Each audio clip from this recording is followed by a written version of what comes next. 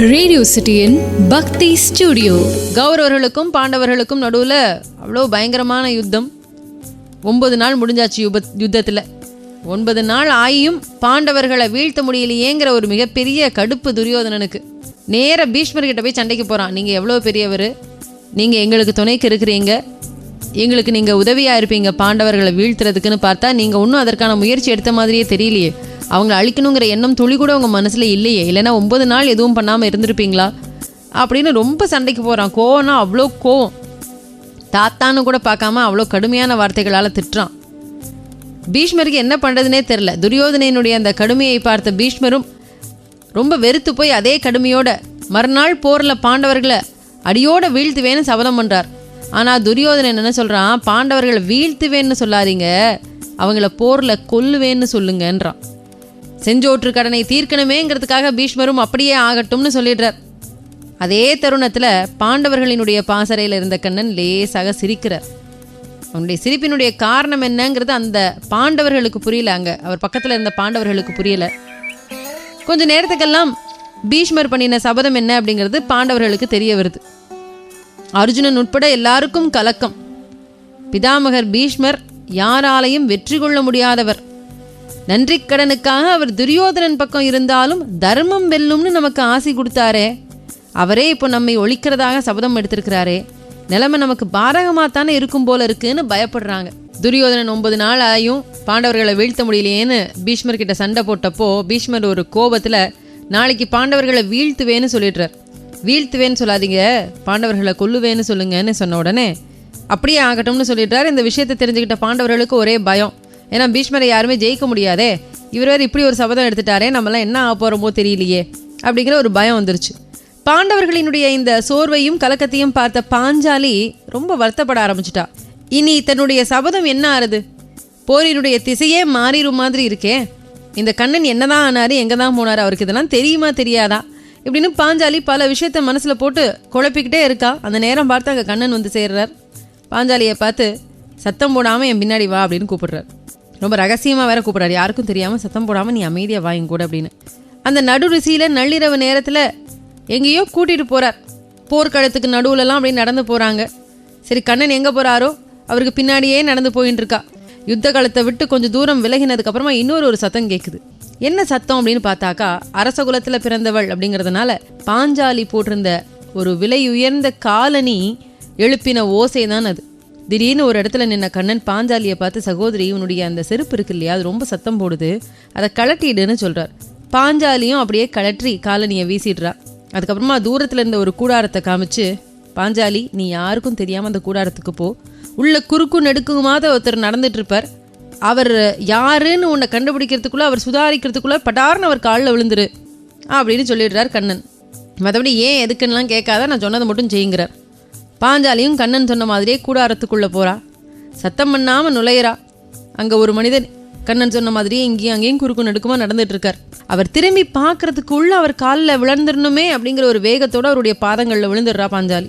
யாரோ ஒரு பெண் காலில் விழுறாளே அப்படின்னு பார்த்த பீஷ்மர் தீர்க்க சுமங்கலியாக இருப்பேன்னேன்னு வாழ்த்தினதுக்கு அப்புறமா தான் எழுந்துருன்னு சொல்லிட்டு அவருடைய முகத்தை பார்க்குறார். அவருக்கு ஒரே அதிர்ச்சி. போயும் இவளையா நம்ம வாழ்த்தினோம் அப்படின்னு மனசுக்குள்ளேயே வருத்தப்படுறார். அடடா, நம்ம இப்படி வாழ்த்திட்டோமே இவளை அப்படின்னுட்டு. காலையில் துரியோதனன் கிட்ட ரொம்ப வீராவேசமாக பாண்டவர்களை வீழ்த்துவேன்னு நான் சொல்லியிருந்தேன், இப்படி வாழ்த்திட்டோமேன்னு ரொம்ப வருத்தப்படுறார்.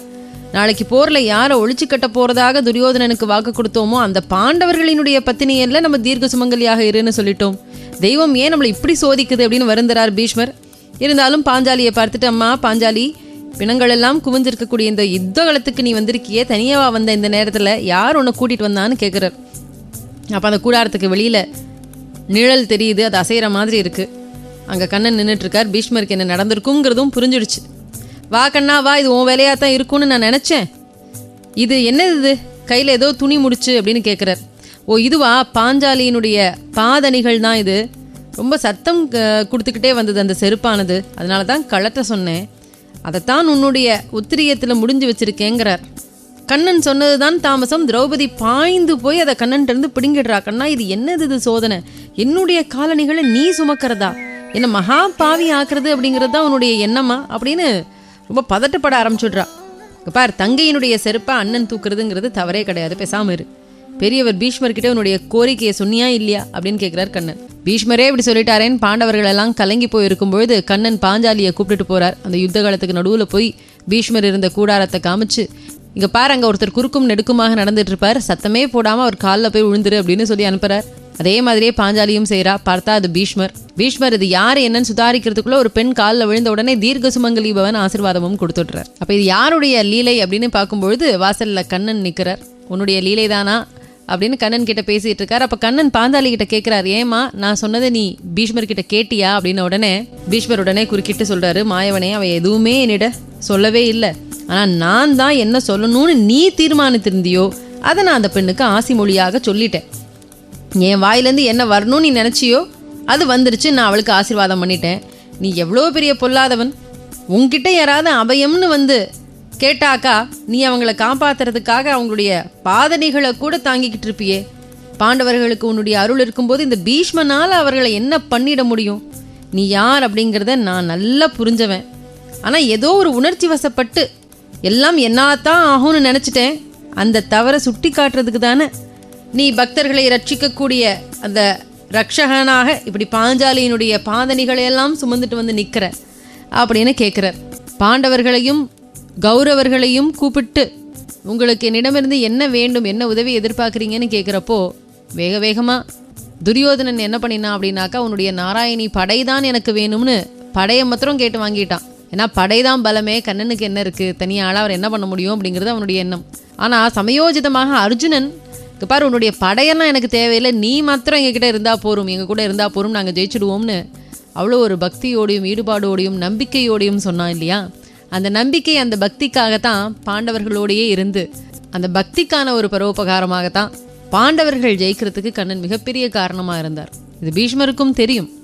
பீஷ்மர் அப்படி தீர்க்க சுமங்கலி பவன் ஆசீர்வாதம் பண்ணிட்டு அதை எப்படி பொய்த்து போக வைப்பார்? அதனால தான் அடுத்த நாள் இந்த குருஷேத்திர போரில் பீஷ்மர் அம்பு படுக்கையில் விழுந்தார். அதனால பக்தி பொதுவாக சொல்லுவாங்க, இறைவனை பொறுத்த வரைக்கும் நம்மளுக்கு அந்த பக்தியில் கொஞ்சம் கூட சந்தேகமே இருக்கக்கூடாது அப்படின்ட்டு.